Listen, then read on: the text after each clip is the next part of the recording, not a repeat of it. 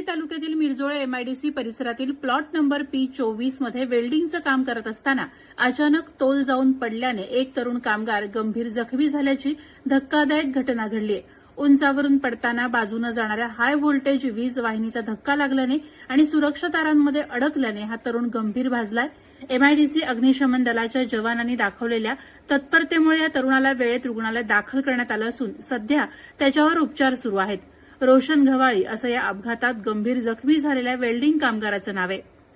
मिळालेल्या माहितीनुसार मिरजोळे एमआयडीसी येथील प्लॉट नंबर P24 मधील घरमालक अब्दुल रहमान अन्सारी यांच्या घराजवळ वेल्डिंगचं काम सुरू होतं। या ठिकाणी रोशन घवाळी हा कामगार पत्रे लावण्याच्या कामासाठी उंचावर चढला होता। काम करत असताना अचानक त्याचा तोल गेला आणि तो थेट खाली कोसळला।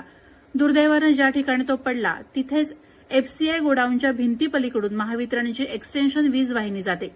खाली पडत असताना रोशन या हाय व्होल्टेज वीज वाहिनीला स्पर्श करून खाली पडला, ज्यामुळे त्याला भीषण विजेचा धक्का बसला। वीज वाहिनीवरून थेट खाली पडताना कंपाऊंडला सुरक्षेसाठी लावण्यात आलेल्या काटेरी तारांच्या कुंपणात तो अडकला। वीज वाहिनीचा तीव्र शॉक लागल्यामुळे त्याची पाठ पूर्णपणे जळालेल्या अवस्थेत होती, तर तारांमध्ये अडकल्याने त्याचा पायही गंभीररित्या फाटला। या दुहेरी अपघातात तो अत्यंत गंभीर जखमी झालाय। घटनेची माहिती मिळताच मिरजोळे एमआयडीसी अग्निशमन दलाचे जवान एका क्षणाचाही विलंब न लावता तात्काळ घटनास्थळी दाखल झाले। परिस्थितीचं गांभीर्य ओळखून जवानांनी तातडीनं कटरच्या सहाय्यानं कंपाऊंडच्या सुरक्षा तारा कापल्या आणि अडकलेल्या रोशनची सुरक्षित सुटका केली। अग्निशमन दलानं केवळ 10 मिनिटांच्या आत जखमी तरुणाला रत्नागिरी येथील जिल्हा शासकीय रुग्णालयात उपचारासाठी दाखल केलं। सध्या जिल्हा रुग्णालयामधील डॉक्टरांच्या देखरेखीखाली त्याच्यावर युद्धपातळीवर उपचार सुरू आहेत।